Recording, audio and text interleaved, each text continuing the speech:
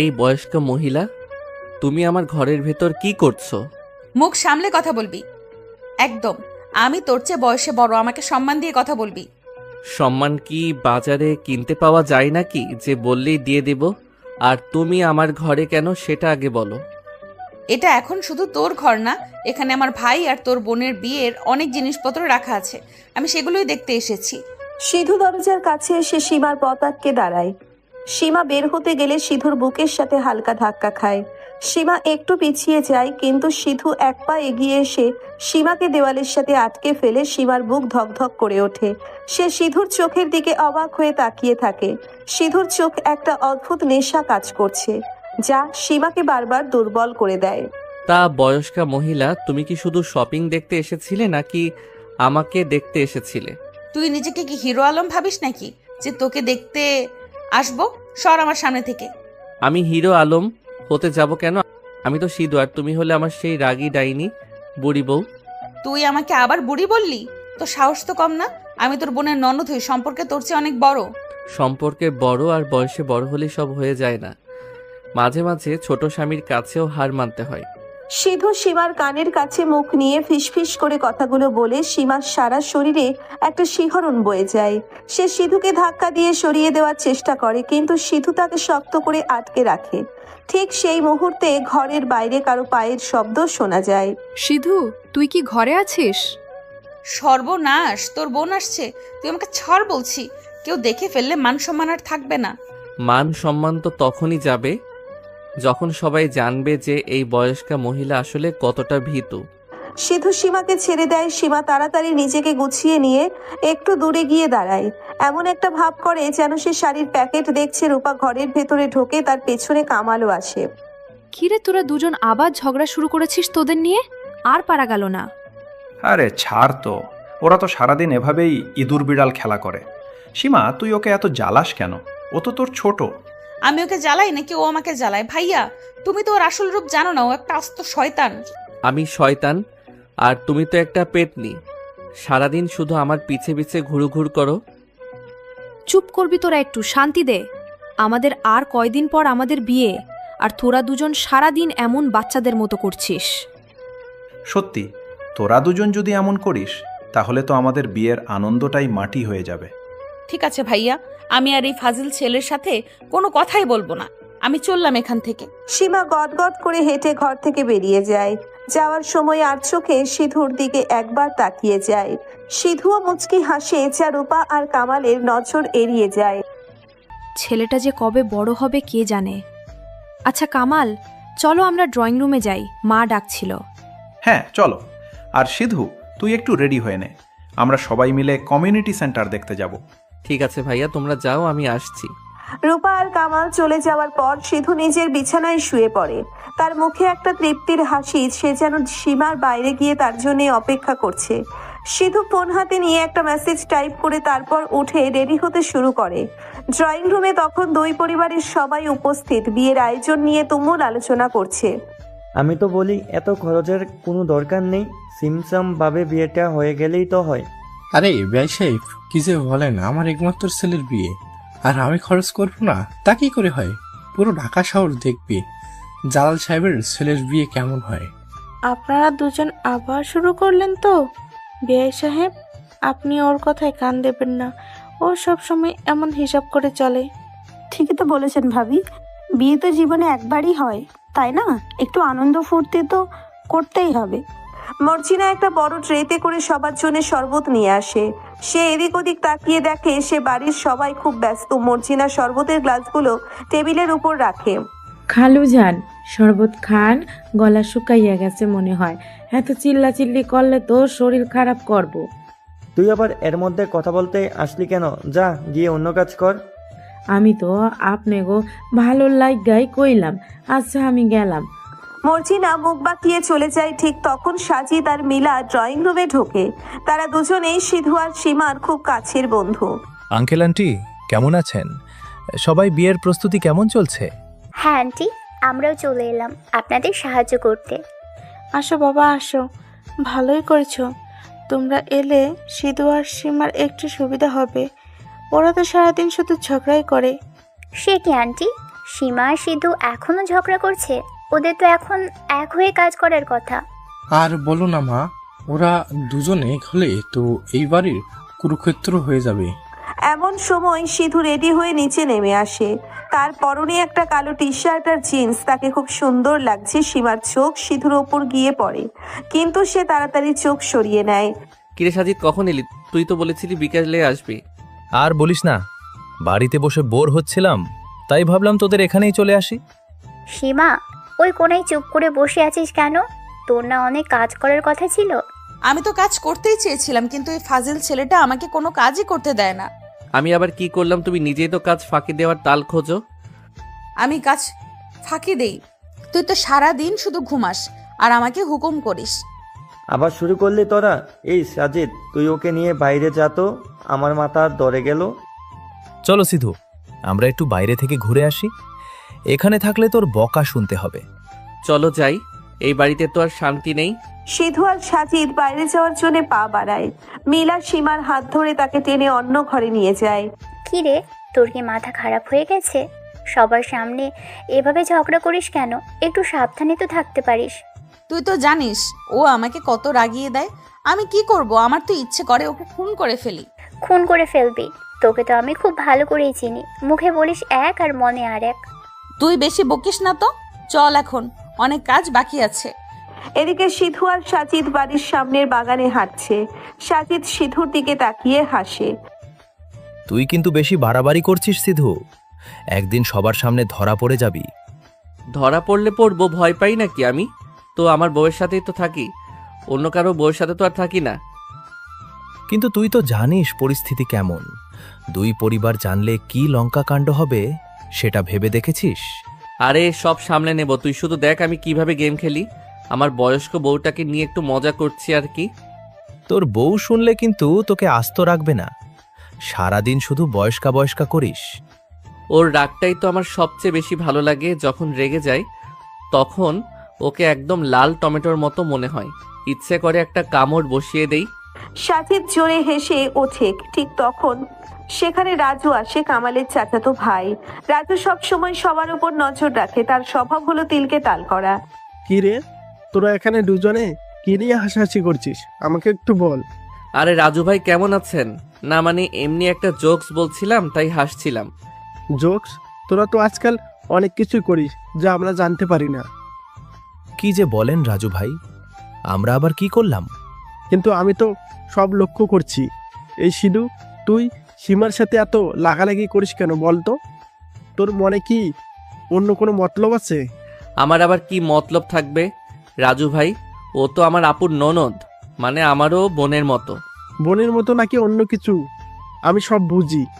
আমি সবাইকে বলে দেব যে তোরা দুজন কিছু একটা লুকাচ্ছিস। রাজুর কথায় সিধু একটু ভয় পেয়ে যায়, কিন্তু সে বাইরে সেটা প্রকাশ করে না। সে খুব স্বাভাবিকভাবে হাসে। রাজু ভাই, আপনি না সবসময় বেশি বেশি ভাবেন। আমরা শুধু মজাই করি। আপনি চাইলে সবাইকে গিয়ে বলতে পারেন, কেউ আপনার কথা বিশ্বাস করবে না। ঠিক আছে, সময় আসলেই দেখা যাবে কে কার কথা বিশ্বাস করে। রাজু সন্দেহ নিয়ে সেখান থেকে চলে যায়। সিধু স্বস্তির নিঃশ্বাস ফেলে সাজিদ সিধুর কাঁধে হাত রাখে। সাবধানে থাকিস ভাই, এই রাজু লোকটা কিন্তু সুবিধার না। ও কিছু একটা সন্দেহ করেছে। করতে দে ওকে সন্দেহ, প্রমাণ তো আর নেই। চল এখন ভেতরে যাই। সিধু আর সাজিদ আবার বাড়ির ভেতর ঢোকে। বাড়ির সবাই তখন দুপুরের খাবারের জন্য ডাইনিং টেবিলে বসছে। এত বড় বাড়ি, এতগুলো মানুষ সবাই মিলে একসাথে খেতে বসলে একটা উৎসব পরিবেশ তৈরি হয়। সবাই একসাথে খেতে বসে দেখে খুব ভালো লাগছে। অনেকদিন পর এমন একটা আনন্দ হচ্ছে। ঠিক বলছে গো, আমার তো মনে হচ্ছে আজ যেন বিয়ে বাড়ি লাগছে। কিন্তু আমার তো মনে হচ্ছে খাবারের লবণের পরিমাণ একটু কম হয়েছে। চালমা, তুমি কি রান্না করেছো আজকে? আপা, আমি তো নিজের মুখে দিয়ে দেখলাম সব ঠিকই আছে। আপনার কি আসলে লবণ কম লাগছে? আরে না না, সব ঠিক আছে। তুমি চুপ করে খাও তো। সব সময় শুধু দোষ ধরা তোমার স্বভাব। তুমি চুপ করো। আমি কি মিথ্যা বলছি নাকি? আমার মুখে কোনো স্বাদই লাগছে না। আরে আপা, আপনি রাগ করছেন কেন? এই যে আমি একটু লবণ এগিয়ে দিচ্ছি, আপনি নিন। সবাই যখন খাবার নিয়ে ব্যস্ত তখন সিধু আর সীমা একে অপরের দিকে আর চোখে তাকাচ্ছে। সিধুর ঠিক পাশেই সীমা বসেছে। টেবিলের নিচে সিধু তার পা দিয়ে সীমার পায়ে হালকা ধাক্কা দেয়। সীমা চমকে ওঠে এবং চোখ বড় বড় করে সিধুর দিকে তাকায়। সিধু একটু মুচকি হাসে। তুমি কি পাগল হয়ে গেছো? সবাই এখানে বসে আছে আর তুমি টেবিলের নিচে এসব কি করছো? আমি আবার কি করলাম? আমি তো শুধু খাচ্ছি। আর তুমি এত ফিস ফিস করে কথা বলছো কেন? একদম মিথ্যে কথা বলবে না। তুমি ইচ্ছে করে আমাকে ডিস্টার্ব করছো। আমি কিন্তু সবাইকে বলে দিব। বলে দাও, সবাইকে বলে দাও যে আমি আমার বউয়ের পায়ে পা দিয়েছি। দেখি সবাই কি বলে। সিধুর কথা শুনে সীমার মুখ লাল হয়ে যায়।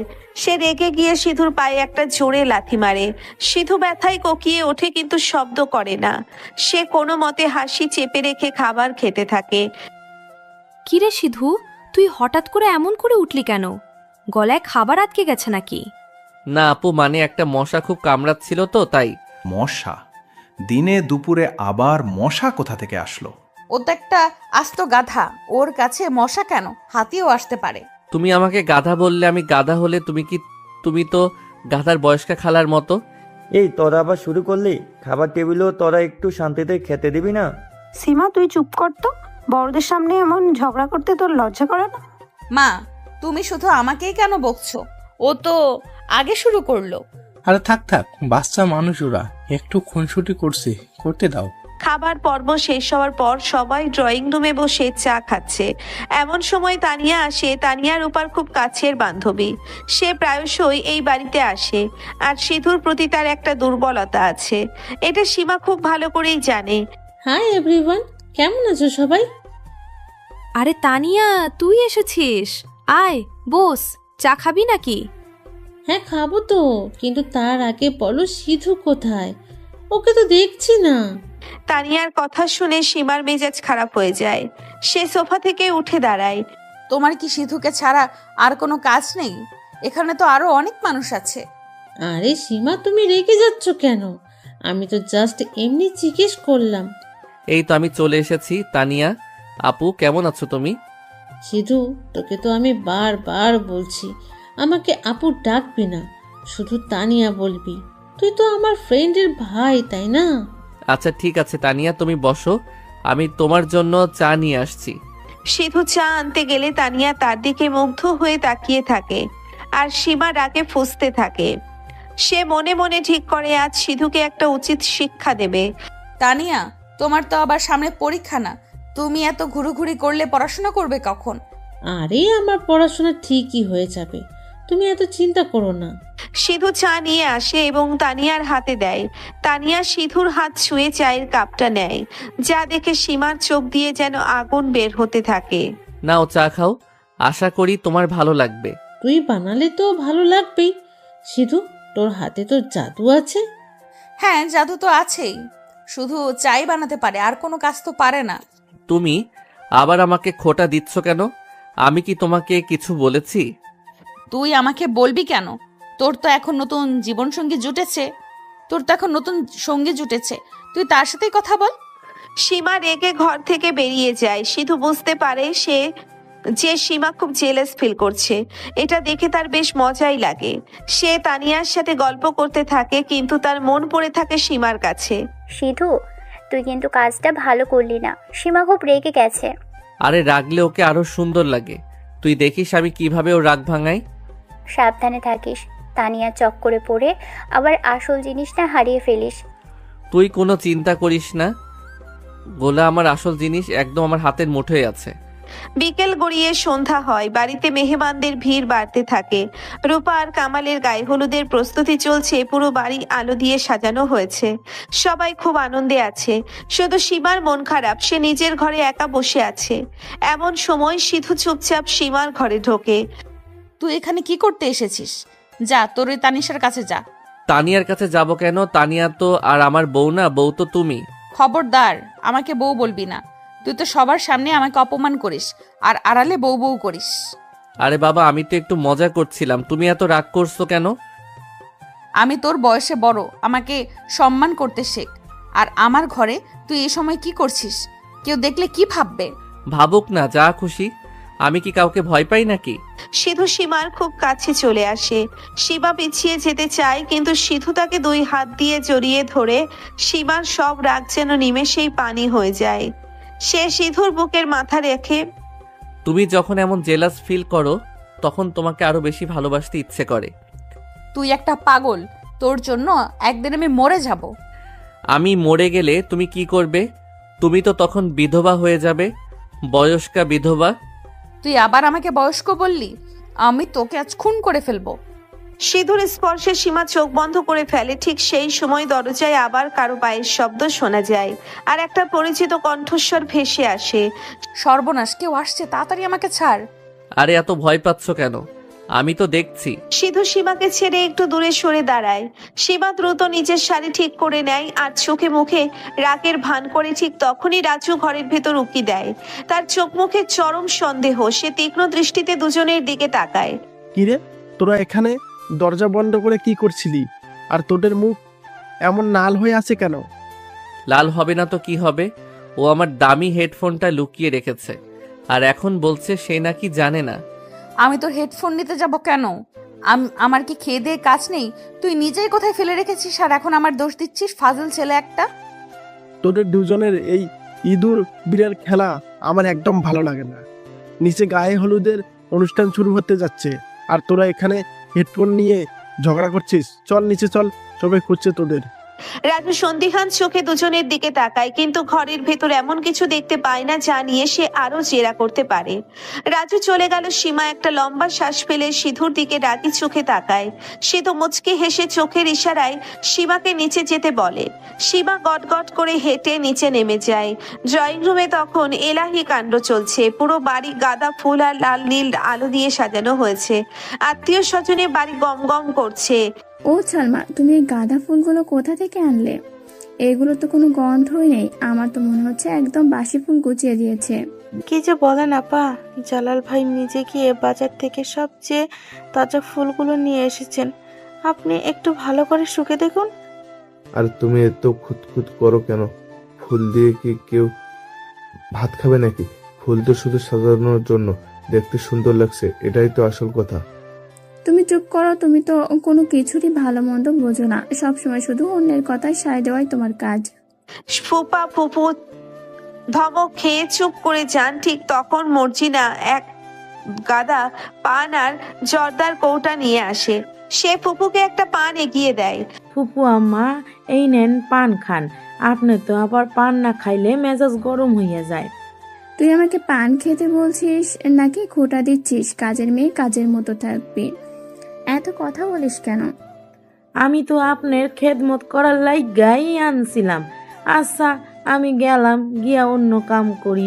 মর্জিনা মুখ বাঁকিয়ে চলে যায়। ঠিক তখন মামি আর মামা সিঁড়ি দিয়ে নিচে নেমে আসে। মামি ভারী শাড়ি আর গয়না পরে একদম সেজে গুজে এসেছেন। তাকে দেখে মনে হচ্ছে যেন তারই গায়ে হলুদ। ওমা, সবাই এখানে দাঁড়িয়ে আছে কেন? রূপা আর কামালকে তো স্টেজে বসাতে হবে না? সাজিদ আর মিলা, তোমরা একটু ওদের ডেকে নিয়ে এসো তো। তুমি এত ভারী শাড়ি পরেছো কেন? হাঁটতেতেও তো তোমার কষ্ট হচ্ছে। এখানে তো বেশি হাঁটা চলা করতে হবে। তুমি একদম কথা বলবে না। আমি কি পারবো না পারবো সেটা আমি ভালো করেই জানি। আমার ভাগ্নের বিয়ে বলে কথা, আমি সাজবো না তো কে সাজবে? দাদা আর দাদি কোনায় বসে সবার এই আনন্দ দেখছেন। দাদা পান চিবোতে চিবোতে দাদির দিকে তাকালো। দাদিও মুচকি হাসেন। দেখেছিস কেমন একটা উৎসব উৎসব ভাব? আমাদের বিয়ের সময়ও ঠিক এমন আনন্দ হয়েছিল, তাই না? হ্যাঁ গো, তখন তো তুমি আমাকে দেখে ঘোড়া থেকে পড়ে গিয়েছিলে, সেই কথা কি আর ভুলতে পারি? দাদা লজ্জায় মুখ নিচু করেন। ঠিক তখন সিধু আর সীমা নিচে নেমে আসে। সীমাকে দেখে তানিয়া এগিয়ে যায়। তানিয়ার পরনে একটা সুন্দর হলুদ রঙের লেহেঙ্গা। সিধু, দেখ তো আমাকে কেমন লাগছে। এই লেহেঙ্গাটা আমি আজকেই কিনেছি, শুধু এই হলুদের অনুষ্ঠানের জন্য। তোমাকে তো খুব সুন্দর লাগছে তানিয়া, একদম রাজকন্যার মতো। রাজকন্যা না ছাই, মেকআপের ডিব্বা একটা লেপে তো মনে হচ্ছে ভূত সেজেছে। তুমি কিছু বললে সীমা? আমি ঠিক শুনতে পাইনি। আমি আবার কি বলবো? আমি তো বলছিলাম লেহেঙ্গাটা খুব সুন্দর, কিন্তু রংটা একটু বেশি করা হয়ে গেছে। সীমা রাগে গজগজ করতে করতে অন্যদিকে চলে যায়। সিধু সীমার এই জেলাসি দেখে মনে মনে খুব মজা পায়। সে জানে সীমা এখন রাগে কেটে পড়ছে, কিন্তু সবার সামনে কিছুই বলতে পারছে না। মিলা সীমার কাছে আসে। কি রে, তুই এমন মুখ গোমরা করে আছিস কেন? আজকে তো তোর ভাইয়ের হলুদ, একটু আনন্দ কর। আমার কি আনন্দ করার কপাল আছে? তুই তো দেখছিস ওই তানিয়া কিভাবে সিঁদুর গায়ে পড়ে যাচ্ছে, আর ওই গাধাটাও কিভাবে দাঁত কেলিয়ে হাসছে। তুই এত জেলাস হচ্ছিস কেন? তুই তো জানিস সিধু শুধু তোকেই ভালোবাসে, ও তো শুধু মজা করছে। মজা করছে তো আমার সাথে, করুক। ওই তানিয়ার সাথে এত কিসের কথা? আমি আজ ওকে একটা উচিত শিক্ষা দিব। রূপা আর কামালকে হলুদ দেওয়া শুরু হয়। পরিবারের সবাই একে একে এসে তাদের গালে হলুদ মাখিয়ে দিচ্ছে। সিধু আর সীমাও গিয়ে হলুদ দেয়। সিধু যখন রূপাকে হলুদ দিচ্ছিল তখন সে আর চোখে সীমার দিকে তাকায়। সীমা মুখ ঘুরিয়ে নেয়। এই সিধু, তুই একটু মিষ্টি নিয়ে আয় তো, সবাই হলুদ দিচ্ছে, মুখ তো মিষ্টি করাতে হবে। আরে বিআই সাহেব, মিষ্টির ব্যবস্থা তো আমি আগেই করে রেখেছি। এই কুদ্দুস, মিষ্টির প্যাকেটগুলো নিয়ে আয় তো বাবা। আইতাছি স্যার, এই নেন মিষ্টির প্যাকেট। আমি সেই কখন থাইকা ধইরা খাড়াইয়া আছি, কেউ তো আমার দিকে চোখ তুইলাও চায় না। তুই আবার এর মধ্যে কথা বলতে আসলি কেন? ড্রাইভার মানুষ ড্রাইভারের মতো থাকবে।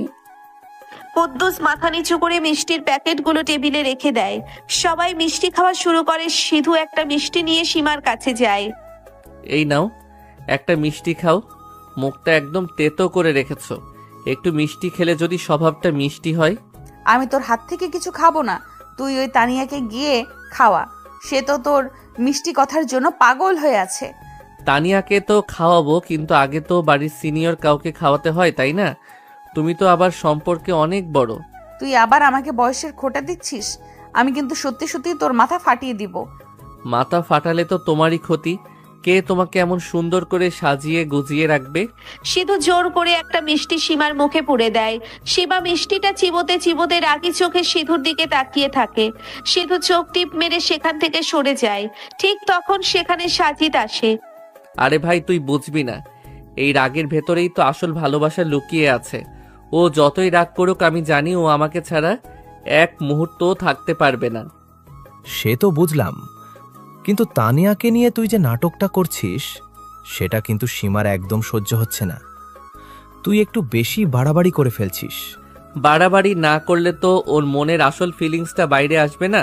তুই দেখিস, আজ রাতেই ও আমার কাছে এসে সব রাগ জল করে দেবে। হলুদের অনুষ্ঠান প্রায় শেষের দিকে। সবাই গান বাজনায় মেতে উঠেছে। এমন সময় কারেন্ট চলে যায়। পুরো বাড়ি অন্ধকার হয়ে যায়। সবাই চিৎকার শুরু করে দেয়। ও মা, কি হলো? এমন সময় কারেন্ট চলে গেল কেন? জেনারেটর কোথায়? কুদ্দুস, জেনারেটর চালু কর তাড়াতাড়ি। ম্যাডাম, জেনারেটরে তো তেল নাই। আমি তো আগেই কইছিলাম তেল আনতে, কেউ তো আমার কথা কানেই নিল না। তুই তখন কি বলেছিলি সেটা এখন বলে কি লাভ? তাড়াতাড়ি যা, গিয়ে তেল নিয়ে আয়। অন্ধকার বাড়ির ভেতর সবাই এদিক ওদিক ছোটাছুটি শুরু করে দেয়। সিধু এই সুযোগটা কাজে লাগায়। সে অন্ধকারে হাতড়ে হাতড়ে সীমাকে খুঁজে বের করে সীমার হাত ধরে টান দিয়ে তাকে একটা ফাঁকা ঘরের ভেতর নিয়ে যায়। কে আমাকে ছাড়ুন বলছি। কে আপনি? চুপ, একদম চুপ, চিৎকার করবে না। আমি সিধু। তুই আমাকে এখানে কেন আনলি? আমাকে ছাড় বলছি। কেউ দেখে ফেললে কি ভাববে? অন্ধকারে কে দেখবে? আর তুমি এত ভয় পাচ্ছ কেন? আমি তো শুধু তোমাকে একটু কাছে পেতে চাইছিলাম। সিধু সীমার কোমর জড়িয়ে ধরে তাকে নিচের খুব কাছে টেনে নেয়। সীমার হৃৎপিণ্ড যেন লাফিয়ে বাইরে চলে আসতে চায়। সে সিধুর নিঃশ্বাসের শব্দ স্পষ্ট শুনতে পায়। অন্ধকারের মধ্যেও সে সিধুর চোখের মায়া অনুভব করতে পারে। তুই আমাকে ছেড়ে দে, তানিয়া হয়তো তোকে খুঁজছে। যা, ওর কাছে যা। তুমি এখনো তানিয়াকে নিয়ে পড়ে আছো? তুমি তো জানো আমার জীবনে তুমি ছাড়া আর কেউ নেই। আর তুমি তো জানো তুমি আমার জীবনের সেই বিশেষ মানুষ যাকে ছাড়া আমি এক পাও চলতে পারি না। আমি কিছু জানি না। তুই একটা প্রতারক। তুই আমাকে সবার সামনে অপমান করিস আর অন্ধকারে একা পেলে এমন মিষ্টি কথা বলিস। কারণ তুমি আমার সেই গোপন ধন যা আমি সবার সামনে দেখাতে পারি না, কিন্তু একা পেলে বুকের ভেতর লুকিয়ে রাখতে চাই। সিধুর কথা শুনে সীমার সব রাগ যেন গলে যায়। সে সিধুর বুকে মাথা রাখে। সিধু সীমার চুলে হাত বুলিয়ে দেয়। তাদের দুজনের এই নীরব ভালোবাসা যেন এই অন্ধকারের মধ্যে আরো বেশি কিছুটা পূর্ণতা পায়। এখানে তারা বউ বা স্বামী শব্দ ব্যবহার না করেও একে অপরের প্রতি অধিকার বুঝিয়ে দেয়। তুই জানিস আমি তোকে কতটা ভালোবাসি। যখন তুই অন্য মেয়েদের দিকে তাকাস আমার বুকের ভেতর কেমন যেন জ্বলে যায়। আমি জানি পাগলি, আর আমি তো তোমাকে রাগানোর জন্য এগুলো করি। তোমার এই জেলাস মুখটা দেখতে আমার খুব ভালো লাগে। ঠিক তখন বাইরে জেনারেটর চালু হয় এবং বাড়ির সব আলো জ্বলে ওঠে। সিধু আর সীমা তাড়াতাড়ি একে অপরের থেকে দূরে সরে দাঁড়ায়। ঘরের বাইরে থেকে রাজুর গলা শোনা যায়। এই সিধু, সীমা, তোরা কি এই ঘরের ভিতরে আছিস? হায় আল্লাহ, রাজু ভাইয়া ডাকছে, এবার কি হবে? তুমি ভয় পেও না, স্বাভাবিক থাকো, আমি দেখছি। সিধু ঘরের দরজা খুলে দেয়। রাজু সন্দিহান চোখে দুজনের দিকে তাকায়। তোরা এই অন্ধকার ঘরের ভিতরে কি করছিলি? তোদের মতলবটা কি বলতো? মতলব আবার কি হবে রাজু ভাই? অন্ধকারে রাস্তা পাচ্ছিলাম না, তাই এই ঘরে ঢুকে পড়েছিলাম। আর সীমাও তো এখানেই ছিল, আমরা তো দরজার কাছেই দাঁড়িয়েছিলাম। হ্যাঁ ভাইয়া, আমি তো ভয়ে কাঁদছিলাম। ও তো আমাকে বললো এই ঘরে দাঁড়াতে, তাই দাঁড়িয়েছিলাম। তোদের কথা আমার একদম বিশ্বাস হচ্ছে না। তোদের চোখে দৃষ্টি কেমন যেন সন্দেহজনক। আমি সবাইকে গিয়ে বলে দিব। আপনি কি বলবেন রাজু ভাই? যে অন্ধকারে আমরা ঘরের ভেতর দাঁড়িয়েছিলাম, এতে দোষের কি আছে? আপনি তো শুধু শুধু তিলকে তাল করেন। রাজু কিছু না বলে গটগট করে সেখান থেকে চলে যায়। সিধু আর সীমা একটা স্বস্তির নিঃশ্বাস ফেলে। তারা জানে এই বাড়িতে তাদের এই গোপন প্রেম টিকিয়ে রাখা কতটা কঠিন, কিন্তু তারা এটাও জানে যে তাদের এই প্রেম কতটা গভীর আছে সত্যি দিনের। এত রাতে এই খোলা ছাদে কি করছো? ঠান্ডায় তো জমে যাবে। যাও নিচে যাও, নিজের ঘরে গিয়ে ঘুমাও। তুই আবার আমার পিছু পিছু এখানে চলে এসেছিস? তোর কি কোনো কাজ নেই? সারাদিন তো অনেক ধকল গেল, এখন ঘরে গিয়ে ঘুমাস না কেন তুই? আমার তো খুব ঘুম পাচ্ছিল, কিন্তু আমার সেই বিশেষ মানুষটা যে ছাদে একা দাঁড়িয়ে শীতে কাঁপছে, তাকে রেখে আমি কিভাবে শান্তিতে ঘুমাই বলো তো? তোকে এত দরদ দেখাতে হবে না, তুই নিচে যা। কেউ যদি এত রাতে আমাদের একসাথে ছাদে দেখে ফেলে তাহলে কিন্তু কুরুক্ষেত্র বেঁধে যাবে। এমনিতেই রাজু ভাইয়া খুব সন্দেহ করছে। সিধু আস্তে আস্তে হেঁটে সীমার একদম কাছে গিয়ে দাঁড়ায়। রাতের ফাঁকা ছাদ, চারিদিকে একটা শুনশান নীরবতা আর হালকা হিমেল হাওয়া বইছে। সীমার গায়ে একটা পাতলা চাদর জড়ানো। সিধু নিজের ব্যাকেটটা খুলে সীমার গায়ের উপর জড়িয়ে দেয়। সীমার সারা শরীরে একটা উষ্ণতা ছড়িয়ে পড়ে। সে অবাক হয়ে সিধুর চোখের দিকে তাকায়। সিধুর চোখে এমন একটা মায়া যা সীমাকে বারবার পরাস্ত করে দেয়। সে চাইলেও সিধুর ওপর বেশিক্ষণ রাগ করে থাকতে পারে না। সিধু সীমার হাত দুটো নিজের হাতের মুঠোয় নিয়ে হালকা চাপ দেয়। রাজু ভাইকে নিয়ে তুমি এত ভেবো না, সে প্রমাণ ছাড়া কিছুই করতে পারবে না। আর আমি তো আমার নিজের মানুষের সাথেই দাঁড়িয়ে আছি, এতে ভয় পাওয়ার কি আছে? তুই সবসময় সবকিছু এত সহজ করে ভাবিস, কিন্তু পরিস্থিতি যদি হাতের বাইরে চলে যায় তখন কি হবে? দুই পরিবার যখন আমাদের এই গোপন সম্পর্কের কথা জানবে, তখন কেউ আমাদের ছেড়ে কথা বলবে না। কেউ কিছু বলবে না, কারণ আমাদের সম্পর্কটা কোনো অপরাধ নয়। তুমি শুধু আমার উপর বিশ্বাস রাখো, আমি সব ঠিক করে নেব। এখন চলো নিচে চলো, কাল সকালে মেহেন্দির অনুষ্ঠান, অনেক কাজ বাকি আছে। সীমা বাধ্য মেয়ের মতো সিধুর সাথে নিচে নেমে আসে। যাওয়ার আগে সিধু সীমার কপালে একটা আলতো চুমু দেয়, যা সীমার মনের সব ভয় দূর করে দেয়। পরের দিন সকালে বাড়িতে একটা উৎসবের আমেজ। সবাই মেহেন্দির অনুষ্ঠানের জন্য প্রস্তুতি নিচ্ছে। ড্রয়িং রুমে বিশাল একটা স্টেজ বানানো হয়েছে, সেখানে বসে রহমান আর জালাল সাহেব হিসাব মেলাচ্ছেন। আমি তো বুঝতে পারছি না এতগুলো টাকা কোথায় খরচ হয়ে গেল। কালকের হলুদের অনুষ্ঠানে তো অনেক টাকা বেরিয়ে গেল, আজ আবার এই মেয়েদের জন্য এত বড় স্টেজ করার কি দরকার ছিল? আরে বেআই সাহেব, আপনিও তো হিসাব কেন করেন? বিয়ে তো আর রোজ রোজ হয় না। কামাল আর রূপার বিয়েতে একটু ধুমধাম তো করতেই হবে। আপনি টাকার চিন্তা একদম করবেন না, আমি সব সামলে নেব। আপনারা সকাল সকাল আবার টাকার হিসাব নিয়ে বসে পড়লেন কেন? আজ তো আনন্দের দিন, একটু হাসি খুশি থাকুন। দেখুন সবাই কত মজা করছে। ঠিক বলেছেন ভাবি। এই জালাল সাহেব তো কথায় কথায় শুধু টাকা ওড়াতে চান, কিন্তু হিসাব রাখতে পারেন না। এদিকে সংসারের সব চাপ তো আমার উপর দিয়েই যায়। এমন সময় মর্জিনা 4 কাপ চা নিয়ে ড্রয়িং রুমে ঢোকে। সে খুব সাবধানে চায়ের কাপগুলো টেবিলের উপর রাখে। তার চোখ কান সবসময় এদিক ওদিক খোলা থাকে।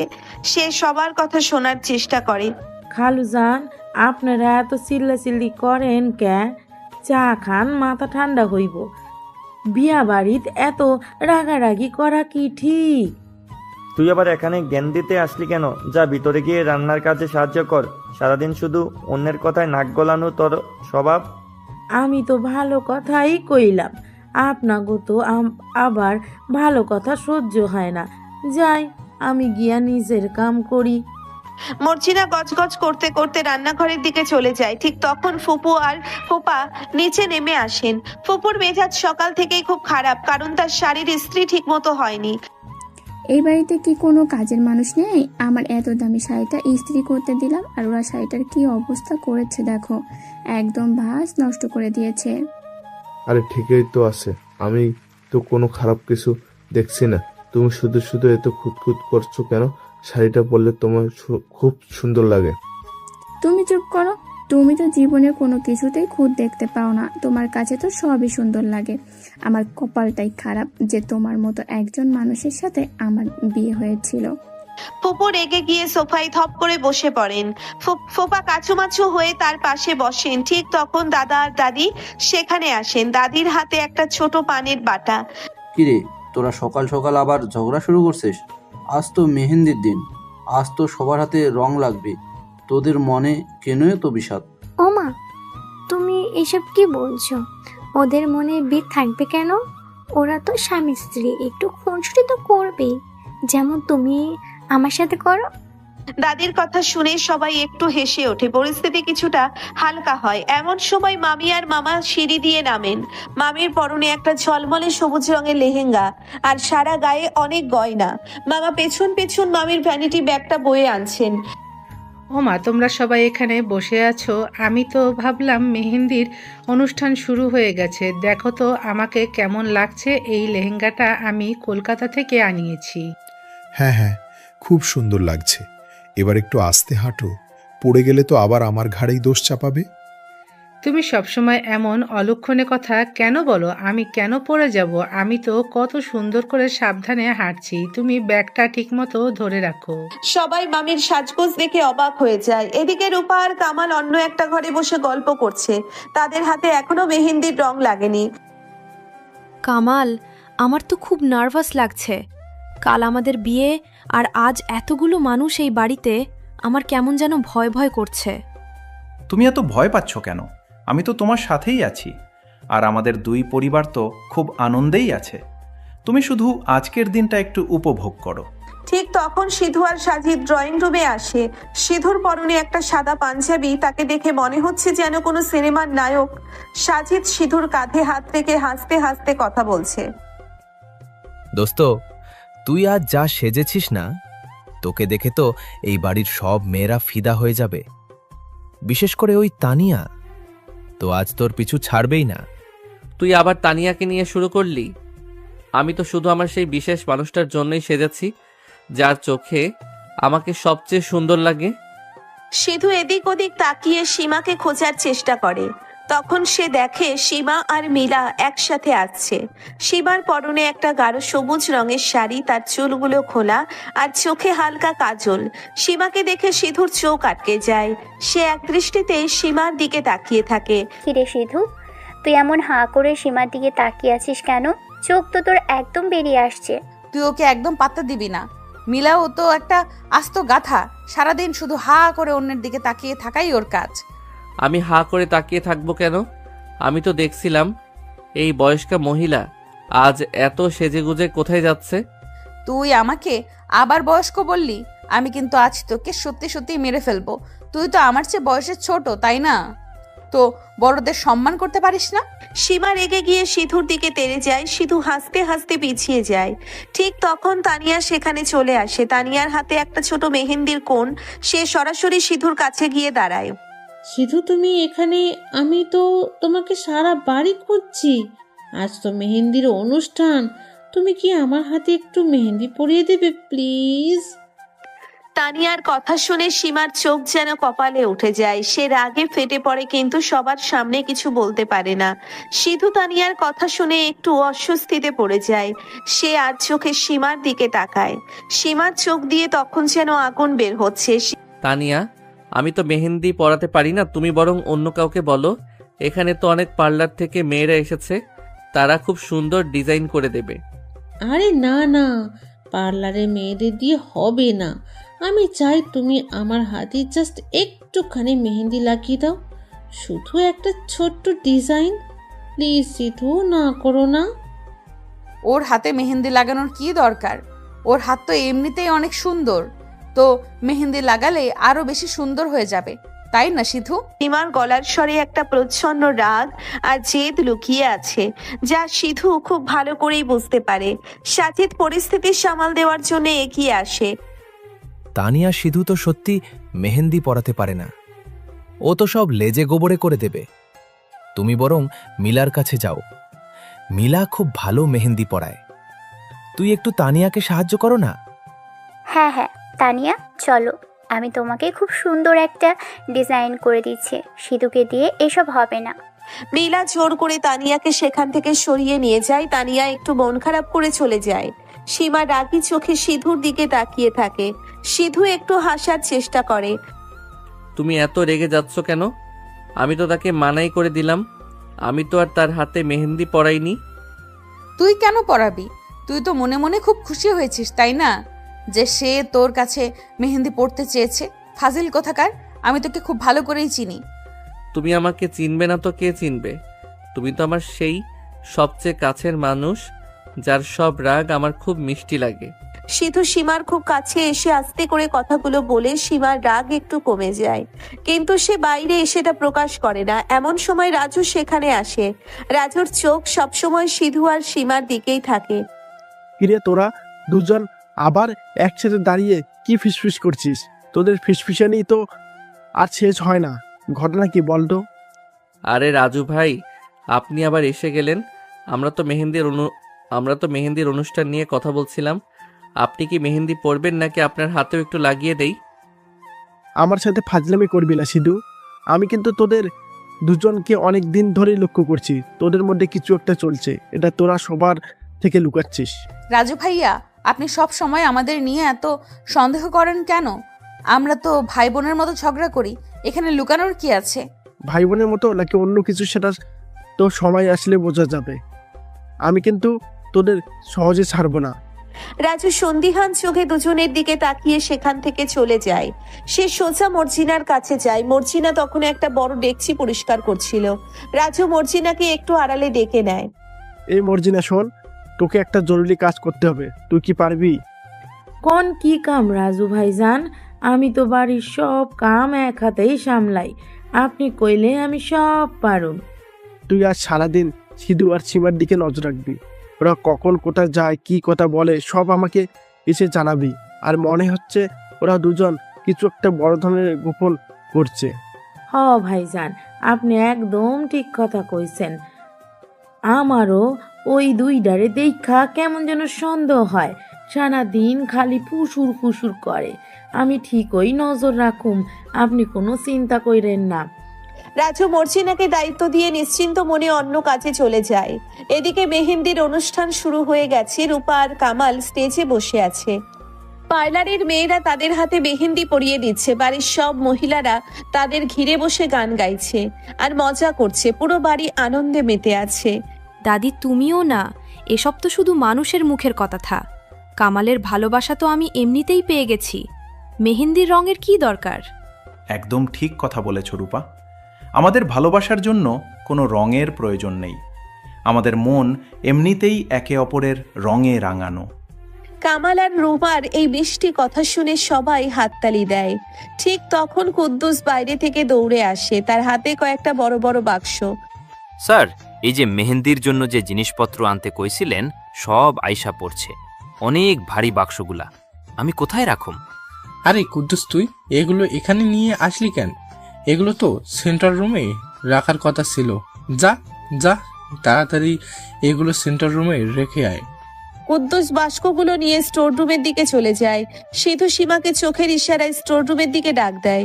সীমা প্রথমে একটু ইতস্তত করে, কিন্তু পরে কেউ দেখছে না বুঝে সে আস্তে আস্তে স্টোর রুমের দিকে এগিয়ে যায়। স্টোর রুমটা একটু অন্ধকার। সিধু সেখানে আগে থেকেই দাঁড়িয়ে ছিল।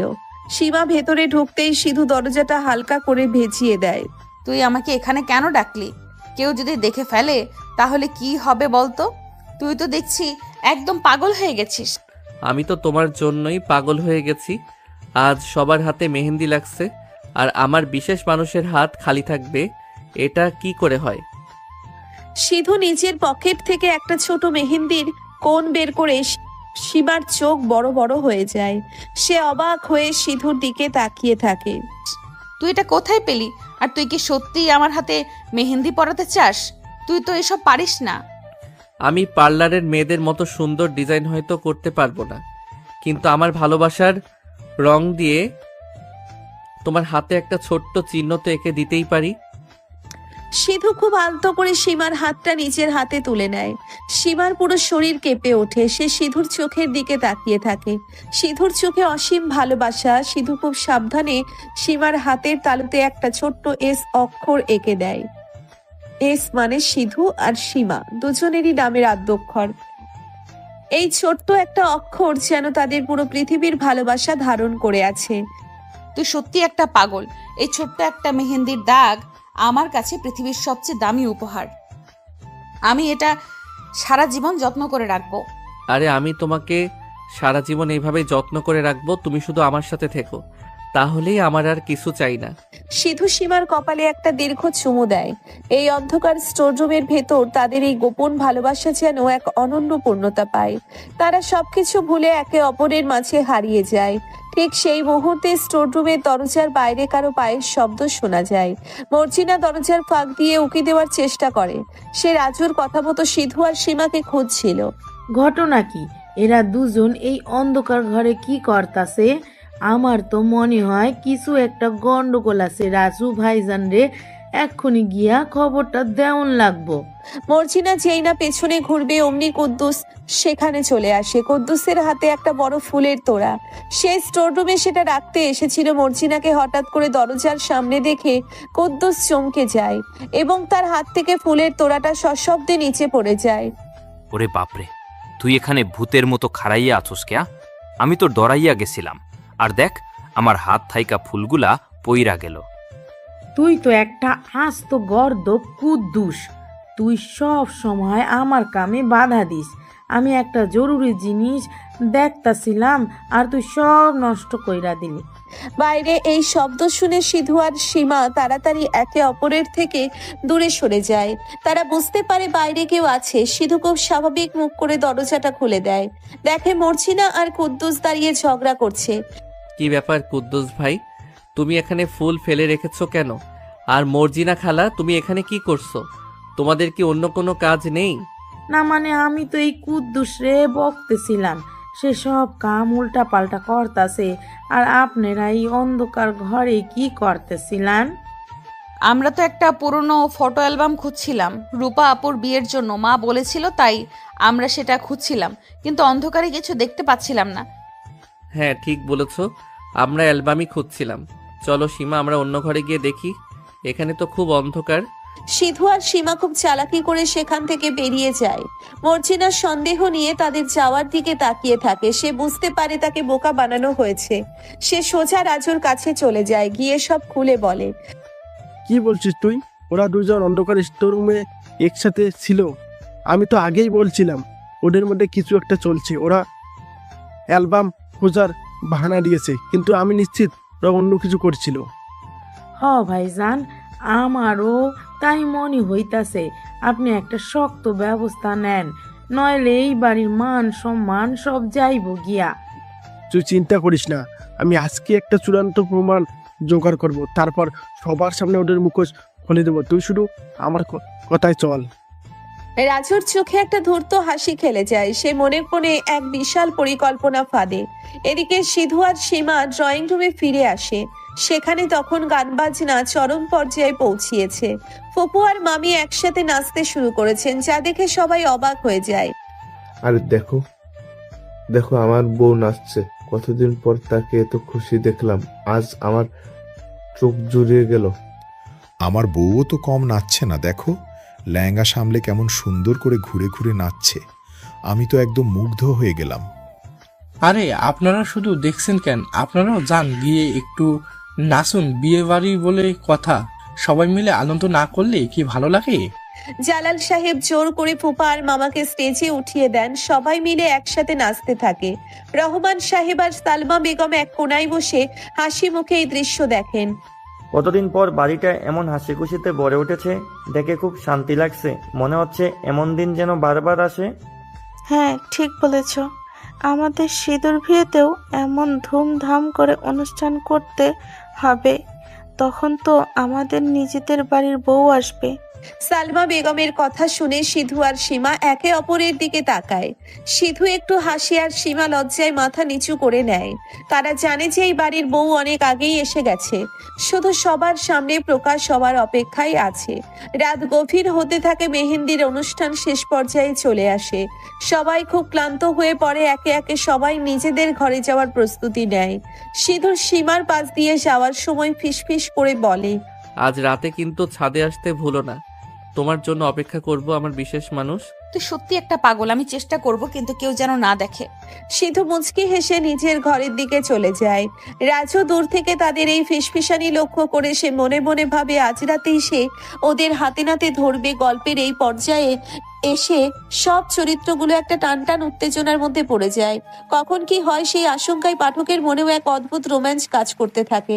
রাতের আকাশ একদম পরিষ্কার, চারদিকে শুনশান নীরবতা। সিধু ছাদে একা দাঁড়িয়ে সীমার জন্য অপেক্ষা করছে। তার মনে একটা অদ্ভুত রোম্যান্স কাজ করছে। একটু পর সীমা খুব সাবধানে পা টিপে টিপে ছাদে আসে, তার চোখে মুখে ভয়ের ছাপ। আমি তো ভয়ে মরে যাচ্ছিলাম, নিচে রাজু ভাইয়া এখনো জেগে আছে, আমি কোনো মতে লুকিয়ে চলে এসেছি। তুমি এত ভয় পাও কেন? আমি তো আছি, রাজু ভাই কিচ্ছু করতে পারবে না। এসো আমার কাছে এসো। সিধু হাত বাড়িয়ে সীমাকে নিজের কাছে টেনে নেয়। সীমার সব ভয় যেন সিধুর স্পর্শে উধাও হয়ে যায়। সে সিধুর বুকে মাথা রাখে। আকাশের চাঁদের আলো তাদের দুজনের ওপর এসে পড়ে। তাদের এই গোপন মিলন রাতের নিস্তব্ধতায় এক অদ্ভুত মায়া তৈরি করে। জানিস, আজ যখন মেহেন্দির অনুষ্ঠানে সবাই রূপা আপুর বিয়ে নিয়ে কথা বলছিল, আমার খুব কষ্ট হচ্ছিল। আমাদের বিয়ের সময় তো এমন কিছুই হয়নি, আমরা তো লুকিয়ে কাজী অফিসে গিয়ে বিয়ে করেছিলাম। তুমি মন খারাপ করছো কেন? আমাদের ভালোবাসার জোর তো এই সব অনুষ্ঠানের চেয়ে অনেক বেশি। আর তুমি চিন্তা করো না, আমাদের বিষয়টা যখন সবাই জানবে তখন আমি তোমাকে আবার নতুন করে বউ সাজিয়ে ঘরে তুলবো। তুই সত্যি বলছিস তো? তখন যদি বাড়ির কেউ আমাদের মেনে না নেয় তখন কি হবে? মেনে না নেওয়ার কোনো কারণ নেই, আমরা তো কোনো পাপ করিনি, আমরা শুধু একে অপরকে ভালোবেসেছি। আর তুমি তো আমার বাড়ির সিনিয়র বউ, তোমাকে তো সবার মেনে নিতেই হবে। সিধু সীমার কপালে একটা চুমু দেয়। সীমা মুচকি হাসে। ঠিক তখনই ছাদের সিঁড়িতে কারো পায়ের শব্দ শোনা যায়। রাজু সন্দেহ করে ছাদের দিকেই আসছিল। সিধু আর সীমা শব্দ শুনে দ্রুত একে অপরের থেকে আলাদা হয়ে যায়। কে কে এখানে? সাড়ে এত রাতে কে কথা বলছে? রাজু ছাদের দরজার কাছে এসে উকি দেয়।